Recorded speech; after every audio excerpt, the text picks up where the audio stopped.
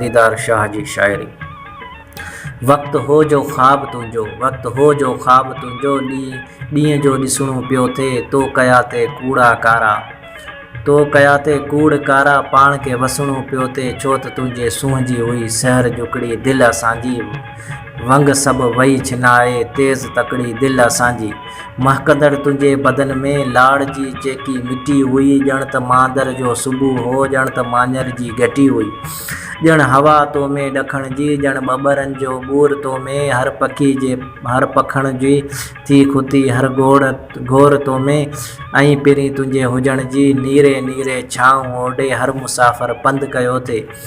तुंहिंजी मंजता में उबो ॼण कूंज हर कंहिं कंधु कयो थे, तो में मरखां जे नज़म जी सिट रखियल काई हुई, ॾेख पाणी पॿण जो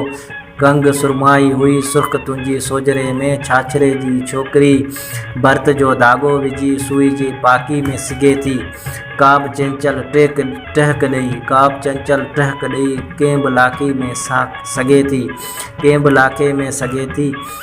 तो कॾहिं कजली न पंहिंजी जर खे जहिड़ो कयो हो, इश्क हिकिड़ो कयोसीं तो इहो ॿीणो कयो हो, तुंहिंजे नाज़नि जी बि नासी महक मोयो हो असांखे, तो ॾिनी जेको उतर में टहक मोयो हो असांखे, तो ॾिनो जेको उतर में टहक मोयो हो असांखे, चेल तुंहिंजी में बि नांगनि ऐं नदियुनि खां वर घणा हुआ, चेल तुंहिंजी में बि नांगनि ऐं नदियुनि खां वर घणा हुआ, कल पखी गॾिजी अचनि पर, कल पखी गॾिजी अचनि, कुल पखी गॾिजी अचनि पर, पोइ बि तोखे पर घणा हुआ, तूं उॾामण खां अॻे कुझु कोन सोचींदी हुईं, ख़ौफ़ हर कंहिंजी निड़ी खे नींहं सां नचोईंदी हुईं, पेर ॿई तुंहिंजा पका हुआ कोन किथ तिरकी हुईं, छाल छोरनि पे ॾिना पर, छाल छोरनि पे ॾिना पर कोन तूं छिरकी हुईं, तो छॾी हुई हाक पंहिंजी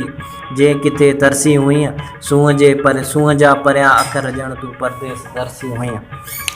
लाम जहिड़ा लॻ तुंहिंजा अलफ़ जहिड़ी अखि हुई, तूं ई वाचूड़ो हुईं ऐं ॿी दुनिया सभु कख हुई, तुंहिंजी ख़ुशबू थी ॿुधाए तूं अञा नाबूद नाहीं, पर असांजे रूबरू छो अॼु किथे मौजूदु नाहीं, कोन तुंहिंजी आ ख़बर का के तलाड़ी खुअरनि खे, सीम कांजर जी पटनि खे, बांवरनि खे थोड़नि खे, तुंहिंजी का एड्रेस न आहे कंहिं बि बाबे पखी वटि, साई सावण जी समान में चहकंदड़ चिए पखी वटि, हाणे अक्सर सांझ टाणे रोज़ उन ॻाल्हि ते जे मन रुठल माइल कजे थो, ऐं पहिरीं तुंहिंजो पुराणो को नंबर डायल कजे थो, बंदि हर का सिम मिले थी, बसि असां सां भाकुरनि ॼण घर अॻियां ई गुम मिले थी, पोइ बि ॼण मूंखे लॻे थो को परियां आवाज़ु आहे ॼण जो रुगो सुॾकी चवे थो, इश्क पंहिंजे रक़ अंदर में रूह जो ई राज़ आहे, रूह जो ई राज़ आहे।